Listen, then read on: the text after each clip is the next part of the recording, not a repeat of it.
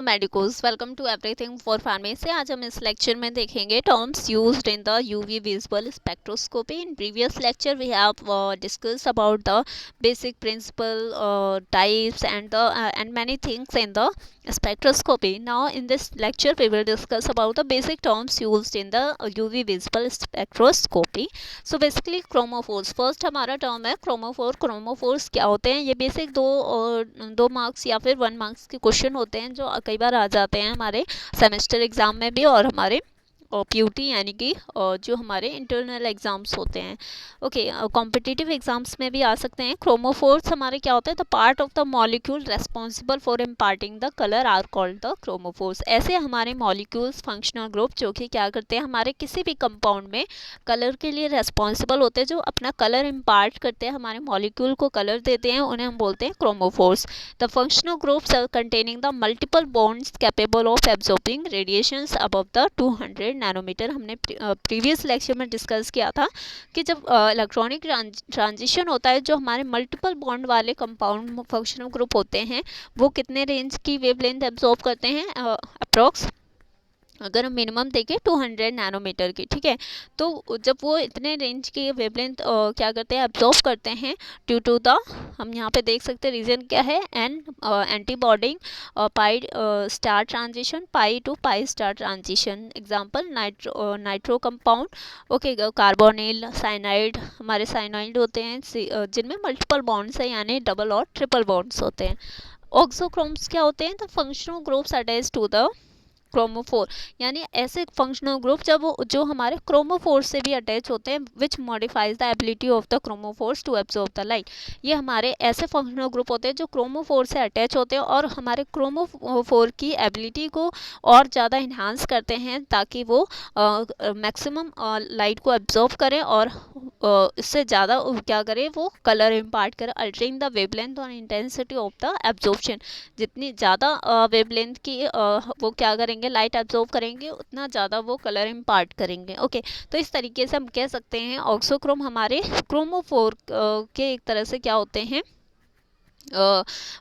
Colour इम्पार्टर होते हैं, जो कि क्रोमोफोर्स में कलर इम्पार्ट करने के लिए रेस्पॉन्सिबल होते हैं। The functional group with non bonding electrons that doesn't absorb the radiation in the near UV region but when attached to a chromophores alters the wavelength and the intensity of the absorption. ऐसे functional group जो खुद तो UV region radiation को absorb नहीं कर पाते, लेकिन अगर वो क्रोमोफोर्स के साथ अटैच हो जाए तो फिर वो क्रोमोफोर्स की पोटेंसी को बढ़ा देते हैं किसी भी यूवी रीजन की रेडिएशन को एब्जॉर्ब करने के लिए, उसके इंटेंसिटी, वेवलेंथ की इंटेंसिटी को बढ़ा देते हैं ताकि वो जो हमारा क्रोमोफोर है वो और भी ज़्यादा उस इंटेंसिटी से लाइट को एब्जॉर्ब करे। बेंजीन, अगर हम बात करें बेंजीन हमें पता है एक simple structure 6 membered cyclic structure होता है, ठीक है।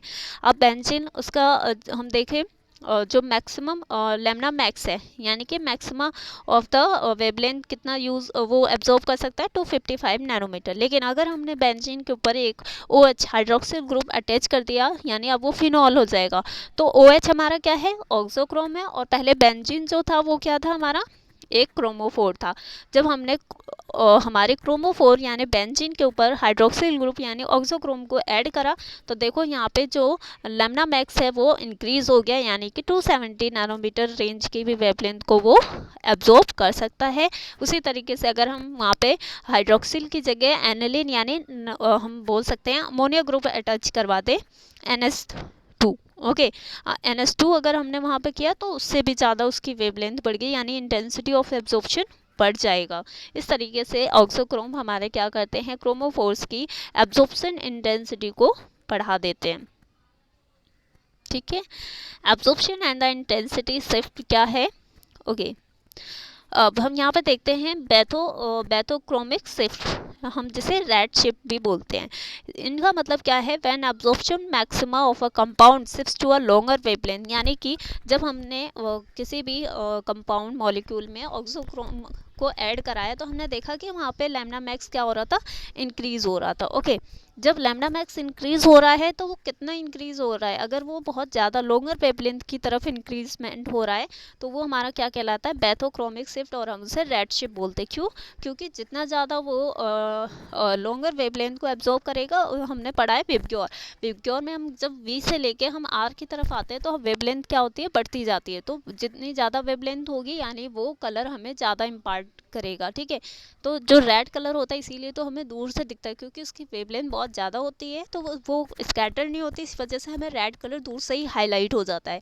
तो इसी तरीके से जब हमारा कोई भी कंपाउंड है जिसका लैम्डा मैक्स क्या हो रहा है, बढ़ रहा है, लॉन्गर वेवलेंथ की तरफ जा रहा है, तो वो इसीलिए हमने बोला उसे रेड शिफ्ट। ओके, जिसे हम बैथोक्रोमिक शिफ्ट भी बोलते हैं और रेड शिफ्ट बोलते हैं। हिप्सोक्रोमिक शिफ्ट क्या होता है, ब्लू शिफ्ट, यानी व्हेन द एब्जॉर्प्शन मैक्सिमा यानी लैम्डा मैक्स जो है कंपाउंड का वो शिफ्ट हो रहा है किधर, शॉर्टर वेवलेंथ की तरफ, यानी कि विबग्योर में उल्टा चले हम, आर से हम वी की साइड जाएं तो ब्लू कलर बीच में आता है विबग्योर वी आई की। ओके, तो वहाँ पे क्या है, it is known as the hypsochromic shift और द ब्लू शिफ्ट, क्योंकि हम ब्लू लाइट की तरफ जा रहे हैं तो इसलिए इन्होंने इसे ब्लू शिफ्ट बोला। ठीक है, हाइपरक्रोमिक इफेक्ट, हाइपरक्रोमिक इफेक्ट क्या होता है, when the absorption intensity of a compound is increase, जब हम ऑक्सोक्रोम को क्रोमोफोर्स में ऐड करवा रहे हैं तो वहाँ पे क्या हो रहा है, उसकी जो इंटेंसिटी पावर है, मतलब intensity of the wavelength absorb करने की बढ़ जा रही है, तो इस प्रोसेस को हम बोलते हैं hyperchromic effect, it is known as the hyperchromic effect. Hypochromic में क्या होता है, when absorption intensity of a compound decrease is called the hypochromic shift.